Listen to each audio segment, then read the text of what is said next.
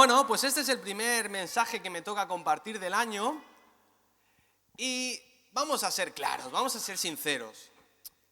No todo el mundo ha empezado el año como quisiera, eso no es.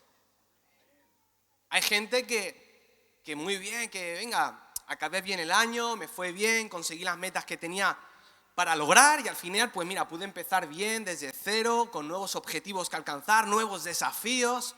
Pero hay gente que acabó el año con noticias que no esperaban. Hay gente que acabó con objetivos que no llegó a cumplir. Hay gente que ni bien empezó el año, empezó con un mal diagnóstico, con un despido. Hay gente que empezó este año o incluso acabó el año pasado rodeado de huesos secos. Por eso quisiera hablar en esta mañana, el título del mensaje es El Valle de los Sueños Secos. Y quisiera empezar hablándote de Víctor Frank. ¿Alguien conoce a Víctor Frank, psiquiatra? ¿No? Vale. Por ahí la hermana Magali me dice que sí. Pues vamos a empezar hablando de Víctor Frank. Víctor Frank era un psiquiatra judío que, por desgracia, para él, le tocó vivir la Segunda Guerra Mundial en carne propia y todas las consecuencias que eso conllevaba siendo judío en Austria. ¿Vale? En 1946 publicó uno de los libros más conocidos, un libro impresionante, es así chiquitito, si te lo quieres pillar en la biblioteca, ahí está, que se llama El hombre en busca del sentido. Y es curioso porque en este libro empieza a explicar sus vivencias en un campo de concentración nazi, porque en 1942, junto con otros judíos, incluyendo su esposa, sus padres, familiares y vecinos, fue deportado a Auschwitz. Como sabemos, Auschwitz era de los peores campos de concentración de la época, por no decir el que tenía mayores índices de mortalidad y brutalidad. Si ya de por sí un campo de concentración era lo que era, imaginaos estar en el peor, en el que tenía la reputación más drástica, más violenta y más cruel. Ahí estaba Víctor Frank. Y empieza a explicar su historia, sus vivencias, cómo fue la deportación, cómo fue la llegada, cómo fue la escena que se encontró, cómo era el ambiente, cómo los trataban a los judíos. Y empezó a sacar ciertas conclusiones, empezó a analizar su situación desde un punto de vista psiquiátrico, porque se dio cuenta de algo muy curioso. Porque cualquiera pensaría, vale, está en un campo de concentración donde hay hambre, hay frío, hay enfermedades, hay maltratos, hay trabajos forzados, hay malnutrición. Y lo primero que piensas es ¿quiénes sobreviven? Los más fuertes, ¿no? Los más atléticos, los más grandes, los que de una u otra forma habrían tenido previamente una mejor alimentación, los más sanos, los que hubieran venido en mejores condiciones, ¿no? Pero la realidad era otra. La realidad era que cuando se puso a observar con detalle, la gente que sobrevivió al final de sus días, los que consiguieron regresar a su casa, eran aquellos que no habían perdido la esperanza. Eran aquellos que seguían teniendo un sueño vigente, un sueño que no se apagaba, un sueño que por más que duras fueran las circunstancias, seguía ahí, candente, esperando por cumplirse, esperando llegar, esperando poder abrazar a su padre, a su madre, a su esposo, a su esposa. Aquellas personas fueron las que finalmente sobrevivieron al campo de concentración. Y puede que nosotros no tengamos que vivir, obviamente, espero que no, un escenario así de grotesco. Pero por un momento mira la imagen, muy chula, por cierto. Estás viendo cómo realmente fue Ezequiel capítulo 37. Porque a la verdad muchas veces nos leemos los pasajes así por encima. Bueno, es mi parte del devocional de hoy, me lo leo, lo estudio, a ver si hay alguna idea que no conozca. Mira qué bien, te miras alguna palabrita rara, la buscas en el diccionario, la buscas en griego, en hebreo, si te mola un poquito la teología. Pero ahí te quedas, pero a veces no nos ponemos a pensar, ¿cómo debió ser para Ezequiel ver eso? ¿Cómo debió sentirse ante tal paisaje tan desolador, tan macabro, tan violento? No lo llevó al monte de Dios. No lo llevó al templo, al lugar santísimo. Lo llevó a un valle lleno de huesos. A un valle lleno de muerte, de desolación, de desesperación. No había lugar en la tierra más triste que ese. Donde hubiera menos vida que ese. Al valle de los huesos secos. Por eso quisiera que me acompañaras al libro de Ezequiel, capítulo 37. Y vamos a leer del 1 al 10 de momento. Y si lo tienes, me respondes un fuerte amén. Ezequiel 37, versículos del 1 al 10.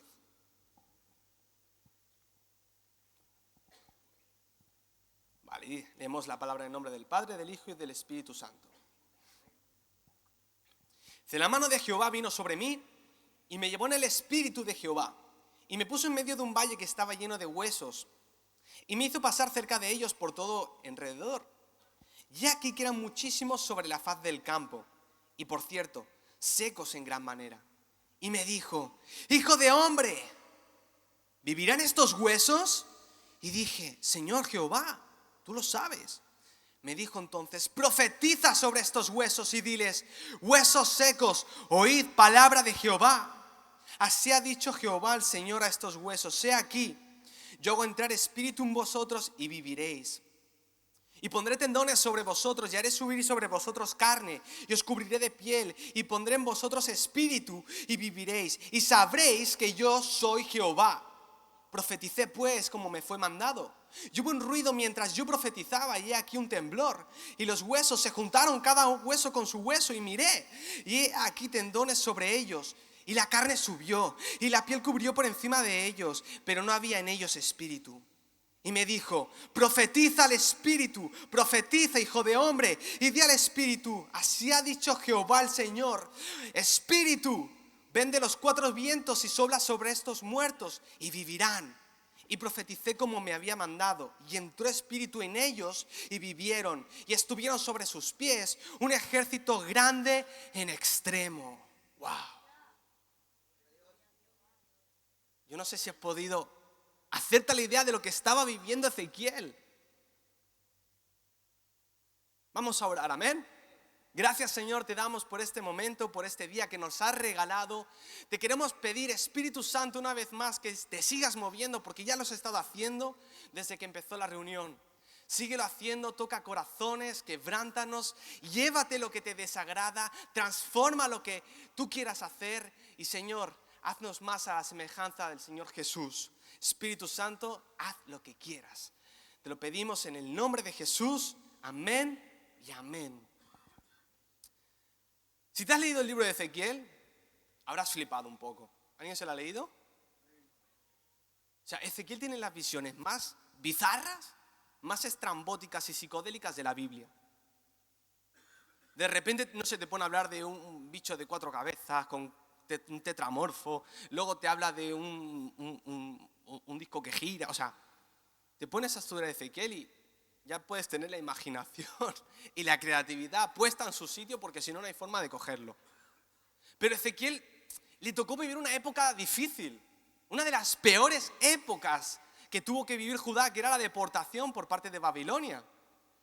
A los 30 años Dios lo llama como profeta, aparte era sacerdote, y el año 597 a.C. fue llevado junto al rey Joaquín a Babilonia. Y esto suena bien, ¿no? En plan, bueno, me vienen a buscar y me llevan. Pero si vemos un poco el contexto, no era así. De repente, el ejército de uno de los países y potencias más fuertes del momento llega a tu país, llega a tu ciudad, llega con tanques, llega con misiles, llega con drones, destroza tu casa, como lo que estamos viendo en Gaza.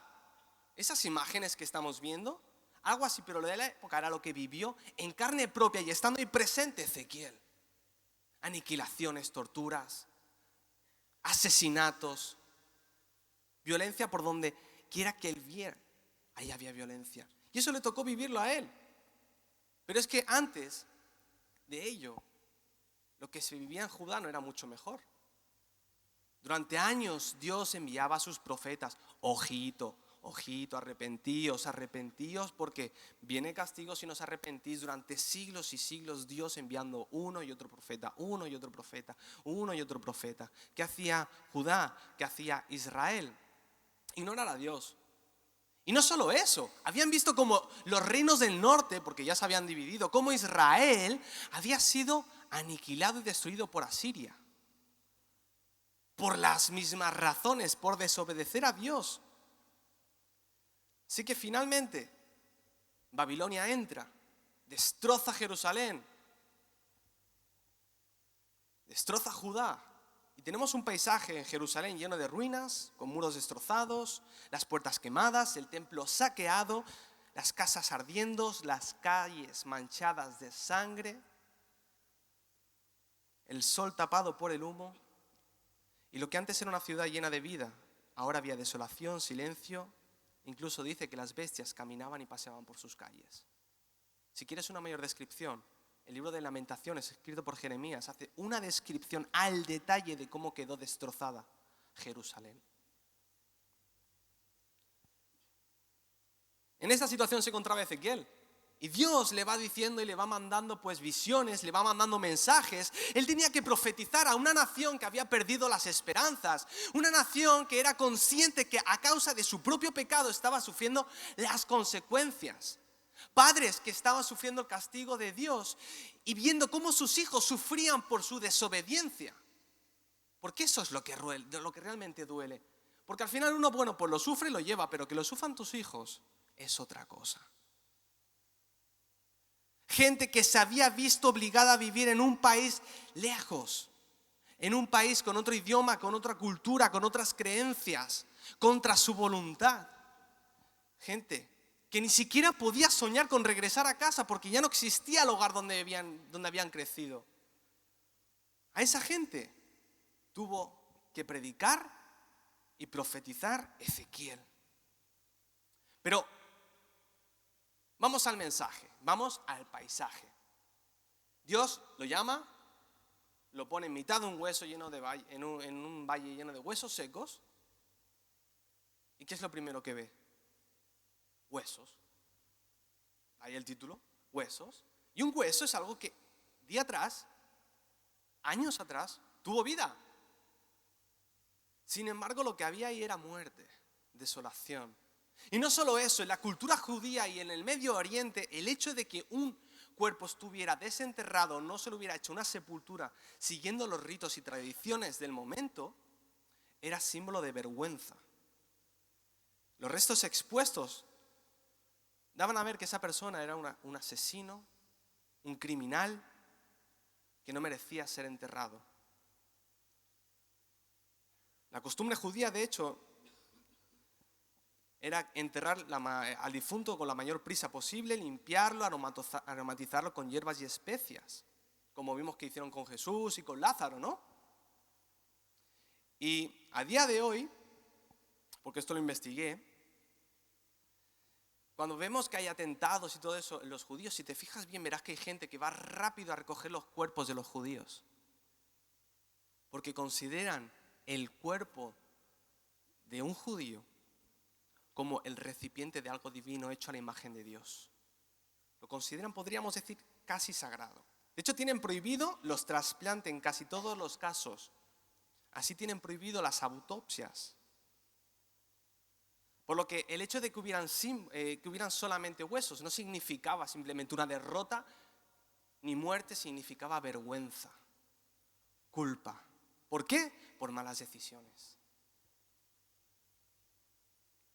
Porque una cosa es llevarte un problema, sufrir un problema a causa de personas ajenas o la situación ajena a ti, y otra cosa es saber que estás sufriendo las consecuencias de tus malas decisiones.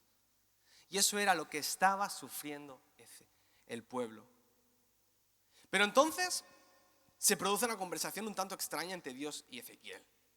Dice, hijo de hombre, ¿vivirán estos huesos? Claro, ¿qué le va a decir Ezequiel?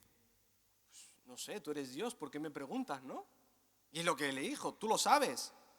Y ahí es cuando dice, profetiza sobre estos huesos. Huesos secos, oíd la palabra de Jehová. O sea, Ezequiel ya no era un espectador. No era en plan, yo te he traído aquí para que veas y contemples lo mal que se ha portado. Porque a veces, desgraciadamente, se utiliza la palabra de Dios y se utiliza la Biblia para simplemente mostrar huesos a la gente. Para simplemente hacerle ver a la gente que está en mitad de un valle de huesos secos. Pero Dios quería que Ezequiel viera un poco más allá. Que no solo viera el juicio, sino que viera la restauración que pronto iba a enseñarle. Pero eso incluía que Ezequiel hiciera ciertas cosas. Lo primero es que Ezequiel escuchó la voz de Dios. Dice Romanos 17, dice, así que la fe es por el oír, y el oír por la palabra de Dios. Tuvo que escuchar y reconocerla. Y a veces corremos el peligro de olvidarnos de cómo es la voz de Dios. Nos acordamos de Samuel, el jovencito que estaba en el mismo templo. Y Dios lo llama y él no conocía la voz de Dios, no lo reconoció porque todavía no había tenido una experiencia con él. Pero llega Elí y Elí ni siquiera ya se había olvidado. Le dijo, bueno, el que te está hablando es Dios. Pero ¿no tendría que hablar a Elí que por algo era sumo sacerdote del templo? Pero ¿qué pasa? Que Elí ya se había olvidado de cómo era la voz de Dios. Samuel no lo conocía, pero en cuanto la conoció, la escuchó durante toda su vida. De hecho, el nombre de Samuel es Shemuel, que significa el que oye a Dios. Primero tuvo que escuchar y reconocer la voz de Dios. Y Dios ha hablado y lo sigue haciendo. Habló en la Biblia y por eso es importante conocerla y estudiarla. Oseas 4:6 dice, mi pueblo fue destruido porque le faltó conocimiento. De ahí la necesidad de que constantemente se esté estudiando y haciendo devocionales. Pero él escuchó y lo siguiente que hizo es mirar con fe. ¿Sabes cuál era el apodo de Ezequiel? Porque Dios pone apodos, le encanta poner apodos, sin hacer bullying, en plan bien. Pero pone apodos. A Pedro, de hecho no se llamaba Pedro, era Simón, pero le llama a Pedro, piedra. Por ejemplo, Ezequiel le llama el atalaya. 33:7 dice, a ti pues, hijo de hombre, te he puesto por atalaya a la casa de Israel. Y oirás la palabra de mi boca y los amonestarás de mi parte. Ahora bien, ¿qué es una atalaya? Aparte de la revistita esa. Una atalaya era una torre de vigilancia que se ponía en una ciudad para que al tener más altura pudieras ver con mayor antelación al enemigo venir. Te permitía tener una mayor perspectiva que si estabas a pie de tierra. Por eso él le dice, a ti te he puesto por atalaya, a ti te he permitido ver más allá de lo que otros ven para que los amonestes, para que les prediques y les hables de mí. Por eso Dios nos manda a ver con los ojos de la fe, es decir, como si estuviéramos en una atalaya y pudiéramos ver más allá de lo que tenemos delante. Pero quisiera preguntarte, ¿qué es lo que ven tus ojos en este momento? ¿Hacia dónde está tu mirada? ¿Hacia dónde miras cuando todo va mal? Porque delante de ti está el enemigo que te susurra y no te dice cosas bonitas. El enemigo se pone a tu lado y te dice, hey, ¿ves estos huesos secos? De ahora en adelante esta es tu vida. Tienes que conformarte. Asimílalo. Adáptate. El resto de tu día, el resto de tu vida va a ser así. Así que ni te molestes. Detrás de ti está la trampa de la nostalgia de la que hablamos la otra vez. Ay, es que el tiempo atrás todo iba muy bien. Ay, ¿por qué tuvo que cambiar todo? ¿Por qué me tuvieron que echar? ¿Por qué? ¿Puedes hacer algo con eso? Aquí nadie tiene un DeLorean, ¿no? Ni una máquina del tiempo, ¿no? No puedes hacer nada. Pero es que a los lados es peor todavía, porque cuando tú miras hacia tu costado lo que ves es a tu hermano, a tu vecino, a tu compañero de trabajo, a tu amigo, a tu cuñado, a tu primo, viviendo, disfrutando el sueño que un día tuviste. Tiene esa casa que tú quisiste comprar y no pudiste, porque no te dieron la entrada. Tiene ese coche que te iría tan bien para ir con la familia por aquí y por allá. ¿Tienes ese sueldo que tantos agujeros taparía? ¿Tienes esa estabilidad familiar que tanto desearías tener en tu casa, esa armonía? Tiene esos hijos que sirven en la iglesia, que están ahí en todo lo que haga falta, con estudios, que te ayudan, que te llevan a la compra. Y por último, después de ver esto, lo que puedes hacer es mirarte a ti mismo. Y la cosa no es mucho mejor. Porque mirarte a ti mismo en mitad del valle de los huesos secos, lo único que va a hacer es que sientas lástima por ti mismo. Que sientas pena, frustración. Que veas lo que deberías ser y no eres. Que veas lo que te hubiera gustado conseguir y no tienes. ¿Alguien más ha experimentado esto? ¿O solo yo? El Efraín es sincero. Amén. Entonces, ¿qué hacemos? ¿Para dónde miramos? Si miras para frente está el enemigo, atrás la trampa de la nostalgia, al lado del hermano, hacia uno mismo el victimismo. ¿Qué hacemos? ¿Cerramos los ojos? Porque yo no veo en ningún momento que Dios le diga a Ezequiel, Ezequiel, tápate los ojitos, escucha y haz.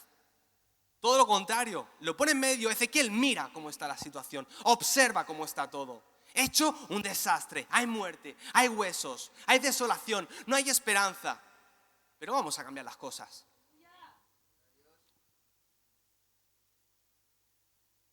Lo que toca es mirar hacia arriba. Porque ¿sabes qué? La gente dice que a veces la fe es una muletilla para explicar las cosas que no tienen explicación científica. Hay gente que dice que hemos hecho de Dios un Dios a nuestra imagen para llenar nuestros deseos y nuestra soledad. Que la fe es para crédulos. Pero ¿sabes qué? Yo cuando leo la Biblia, yo no veo que la gente de Dios fueran crédulos. Experimentaron el dolor, experimentaron sufrimiento. Y cuando tú te lees los salmos, tú ves a un salmista que dice, Dolores, Señor, estoy pasando por esto, estoy pasando por lo otro, estoy pasando por aquello. No está todo el rato, ay Señor, estoy en la casa de Dios, me lo estoy pasando bien, gloria a Dios. No, tú ves a un David derrotado, destrozado, le ha traicionado a su hijo, ha perdido al otro. Le están haciendo la guerra por todos lados. Tiene enemigos por donde mire, está rodeado de enemigos, pero es, Señor, mira, lo estoy pasando fatal. Me están rodeando, me están atacando, mi hijo me ha traicionado, pero pongo mis ojos en Jehová y Él me librará.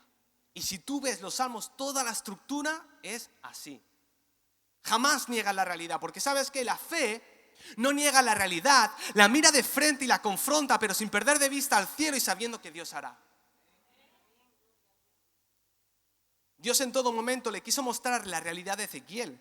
Le hizo ver todos los huesos y cadáveres, pero también quería demostrar su poder en respuesta a lo que Ezequiel hiciera en ese momento.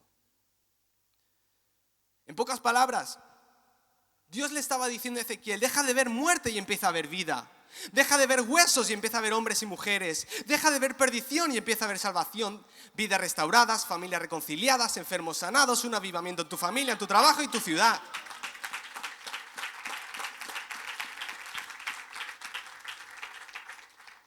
Ezequiel empieza a hacer y a ver las cosas a mi manera. Y como hemos leído, Ezequiel no se quedó de brazos cruzados, obedeció a Dios y profetizó. Y abro paréntesis, ¿puedo abrir paréntesis? Asterisco. Hay gente que desgraciadamente utiliza este pasaje y lo malinterpreta para defender la confesión positiva. Quiero recalcarlo. No es confesión positiva ni lo respalda. Porque hay gente que dice que lo que tú digas en el nombre de Jesús se cumple. Falso, herejía. Así es. En este caso, lo primero que vemos es que Ezequiel se somete a la voluntad de Dios. Tú lo sabes. Uno. Y segundo, simplemente Dios le pide que haga eso como le pudiera haber dicho, levanta tus brazos y los huesos reviven. Era una forma de obediencia y de comprobar la fe de Ezequiel. El hecho de que Él diga una cosa y se cumpla no significa que sea un sistema que tengamos que aplicar nosotros. ¿Amén? Cerramos paréntesis. Pero Ezequiel profetizó. La palabra profetizar significa nabá, que simplemente es transmitir un mensaje inspirado por una entidad divina, en este caso Dios mismo. Y profetizó como le fue mandado y obedeció. Y puede que Dios no te diga ahora mismo, ponte a profetizar. No. Pero sí que quizás han de haber cambios en tu vida. Quizás has de dejar una relación que no te permite avanzar con Dios. Algún pecado oculto que te ata o impide que Dios obre. Que empieces un proyecto, quizás para ello no tengas los recursos y sigas mirando al hermano y digas, es que Señor, mira mi situación. Yo no tengo la habilidad que tiene el hermano. Yo no tengo las capacidades del otro. Yo no tengo los recursos. Yo no tengo lo que otros tienen para hacer lo que tú quieres que haga, los sueños que yo tengo. A mi lado solo hay huesos. Es lo único que tengo. Huesos y huesos y más huesos. Pero Dios quiere que te pongas en acción. Que no te quedes mirando los huesos. A Ezequiel le dijo, levántate y ponte a profetizar. ¿A ti qué te está diciendo? ¿A ti qué te está diciendo? Porque quizás puede que te tome más tiempo, puede que tengas que hacer más sacrificios, puede que tengas que dormir menos, que hacer algún curso, pero si Dios te llama a algo, hazlo. Si Dios puso en ti un sueño, hazlo. Y dirás, ¿cómo lo sé? Porque esto suena un poquito a discurso motivacional. Bueno, la Biblia no dice lo mismo. Salmos 37, versículos del 4 al 5 dice, deleítate a sí mismo en Jehová y Él te concederá las peticiones de tu corazón. Encomienda a Jehová tu camino y confía en Él y Él hará. Y Él hará. Entonces, ¿qué nos queda? De repente se escucha un gran ruido, los huesos empiezan a juntarse. Tú imagínate el asombro de Ezequiel. Ezequiel estaría ahí maravillado. Así con cara de, vale. Empiezas a profetizar y bueno, voy a ver qué pasa, ¿no? Dios me lo dice, está aquí a mi lado, pues ¿qué le voy a hacer? ¿Voy a obedecer? Sigue mirando, pero es que de repente se escucha un gran ruido, hay un temblor, los huesos empiezan a juntarse en orden, empiezan a levantarse. Imagínate, de repente levanta la vista y todos los huesos de pie, todos esqueletos formados, todos los huesos en su lugar. Pero no solo eso, de repente empieza a ver cómo empiezan a salir venas, músculos, piel, cuerpo, piel por todo el cuerpo, pelo. Cómo están de pie. Y de repente ya no son un montón de huesos tirados en el suelo, sino cuando levanta su vista es un ejército de personas puestas en pie y listas para la batalla. Pero algo pasaba. Faltaba espíritu en ellos. De nuevo Dios le pide a Ezequiel que vuelva a profetizar y entró espíritu en ellos. Y vivieron y estuvieron sobre sus pies un ejército grande en extremo. ¿Sabes? Está en la naturaleza de Dios restaurar y volver a dar vida, aun cuando hemos sido nosotros los asesinos. O sea, está en la naturaleza de Dios restaurar y volver a dar vida, aun cuando nosotros hemos sido los asesinos. Y Dios al final le da un mensaje. En pocas palabras está diciendo, Ezequiel, solo quiero que sepas esto. Que entiendas lo que acabas de vivir, que entiendas lo que acabas de experimentar. En conclusión, lo que quiero decirte es esto, Ezequiel 37, versículos del 11 al 14. Y ya con esto voy concluyendo. Hijo de hombre, todos estos huesos son la casa de Israel. He aquí ellos dicen, nuestros huesos se secaron y pereció nuestra esperanza y somos del todo destruidos. Por tanto, profetiza y diles, así ha dicho Jehová el Señor, he aquí yo abro vuestros sepulcros, pueblo mío, y os haré subir de vuestras sepulturas, y os traeré a la tierra de Israel, y sabréis que yo soy Jehová, cuando abra vuestros sepulcros, y os saque de vuestras sepulturas, pueblo mío. Y pondré mi espíritu en vosotros y viviréis, y os haré reposar sobre vuestra tierra, y sabréis que yo Jehová hablé y lo hice, dice Jehová. Pero es que la bendición no acaba aquí. Dios le sigue prometiendo en el capítulo anterior a Ezequiel, el día que os limpie de todas vuestras iniquidades, haré también que sean habitadas las ciudades y las ruinas serán reedificadas y la tierra asolada será labrada, en lugar de haber permanecido asolada a los ojos de todos los que pasaron. Y dirán, esta tierra era asolada, ha venido a ser como el huerto del Edén. Y estas ciudades que eran desiertas y asoladas y arruinadas, están fortificadas y habitadas. Y las naciones que queden en vuestros alrededores sabrán que yo reedifiqué lo que estaba derribado y planté lo que estaba desolado. Yo, Jehová, he hablado y lo haré. Wow. ¿Sabes? Finalmente, Víctor, Frank, salió. Él dijo, yo me voy a aferrar a esa esperanza de regresar a mi casa. Y pudo salir libre. Y él inventó lo que se llama la logoterapia. Y es curiosa porque, a diferencia de la psicoterapia que busca analizar tu pasado para encontrar traumas y todo eso, la logoterapia mira hacia el futuro. De hecho, cuando venía un paciente, le decía, mira, es que tengo este problema, tengo lo otro, tengo aquello. ¿Sabes qué le decía el psiquiatra? ¿Y usted por qué no se ha suicidado si tiene tantos problemas? Y en ese momento el paciente decía, no, porque tengo un hijo, porque tengo un proyecto. Muy bien, ahora es que podemos empezar a trabajar. Ahora podemos empezar a mirar hacia adelante y empezamos a construir. ¿Está bien?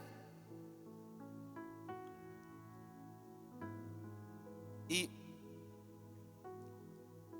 antes de acabar, quisiera que pudiéramos hacer algo en este ambiente así tan especial. No sé si nos podríamos poner de pie. Un momentito, ya acabamos. En nada, te vuelves a sentar.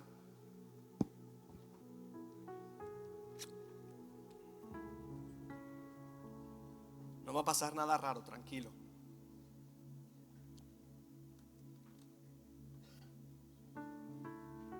No sé si pudiéramos cerrar los ojos por un momento e imaginarnos que estamos en mitad de ese valle de huesos secos. Imaginarnos que Dios está ahí. Te llama por tu nombre y te está diciendo, hey, hay áreas de tu vida, o quizás tu vida por completo, es esto que tienes delante, huesos y más huesos. Si no tu vida, áreas, secciones, quizás tu familia, tu trabajo, en tu persona, tu relación con Dios, yo no lo sé. Pero quiero que te imagines y que saques, y que tú mismo puedas imaginarte aquella área donde veas que hay huesos. Y que por un momento en silencio no le pidas nada a Dios. Ahora en este momento no. Pero que en ese silencio pienses cuáles son las áreas de tu vida que están llenas de huesos, llenas de muerte, llenas de desesperación, llenas de desolación. Escucha la palabra de Dios. Escucha qué te dice Dios en este momento. Escúchalo. Escucha su voz apacible. Cómo te dice, estoy contigo. Escucha qué cambios quieres que hagas para restaurar.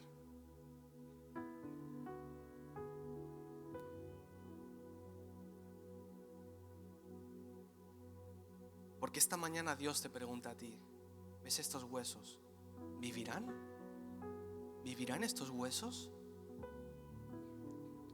Y ahora empieza a ver este mismo paisaje lleno de huesos secos con los ojos de Dios, creyendo en su palabra, creyendo que vuelve a haber vida, creyendo que empiezan a salir brotes verdes del suelo como señal de esperanza, como señal de vida, creyendo que esos huesos vuelven a tener vida, vuelven a tener piel, vuelven a tener rostro, vuelven a tener un rostro de alegría, creyendo que vuelva a haber vida, manantiales, que fluye vida en aquellas áreas donde había muerte. Porque eso es lo que te está diciendo esta mañana el Señor. ¿Vivirán estos huesos secos? Obedece su palabra, obedece el consejo de Dios, y todo lo que estaba muerto vivirá en el nombre de Jesús. Hará que las ruinas de tu vida sean reedificadas, que los huertos desolados sean como el Edén, y que las ciudades abandonadas y destruidas sean de nuevo habitadas y fortificadas en el nombre de Jesús. Señor, yo te pido, Señor, por todas las personas que estamos aquí presentes, porque todos los que estamos aquí tenemos una área de nuestra vida donde hay valle de huesos secos, donde solo vemos desolación y penumbra. Señor, te pedimos que nos des esa fe para escuchar tu voz, para realizar los cambios y obedecer lo que tú quieres que hagamos. Creemos en ti, creemos que tú y solo tú puedes hacerlo. Haz que tu Espíritu Santo sople sobre toda nuestra vida y vuelva a traer vida y que fluya en el nombre de Jesús, Señor. Ahora sí, pídele al Señor, pídele que actúe en esas zonas de tu vida, pídele que vuelva a fluir esperanza, que vuelva a la luz. Señor, gracias, Señor, gracias. Haz lo que tengas que hacer, Espíritu Santo de Dios. Gracias. Amén. Dar un aplauso al Señor.